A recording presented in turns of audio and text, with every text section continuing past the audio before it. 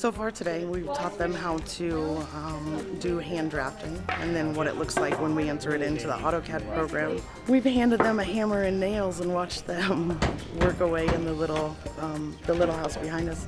We're using a hammer, nail gun, all those kind of things.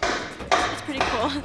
I've been using the power nail gun thing, and I really like it. The pieces from each individual wall have been pre-cut, and they're just laying out the sill plates and the headers for the different walls, north, south, east, and west. I am one of those type of people who like hands-on, letting us do most of the work other than just doing a example, I think is really wonderful. Me and my brother would tear stuff apart just to put it back together.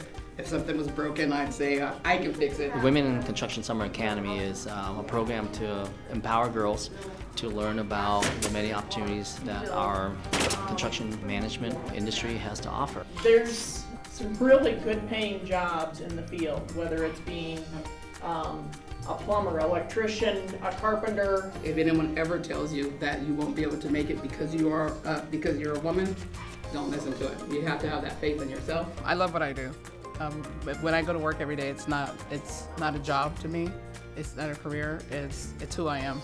I think having women in the industry is a good balance. I really hope that they feel empowered when they leave here today, that they realize that being a woman won't stop you from anything, that it will take you places in life, and as long as you have a little toolbox, you can help yourself to a wide world of opportunities. What's behind that wall and what's in this and what's going on with it. When I see a skyscraper, I just saw it as art. I know that I could drive there today and look at that building and go, I helped with that.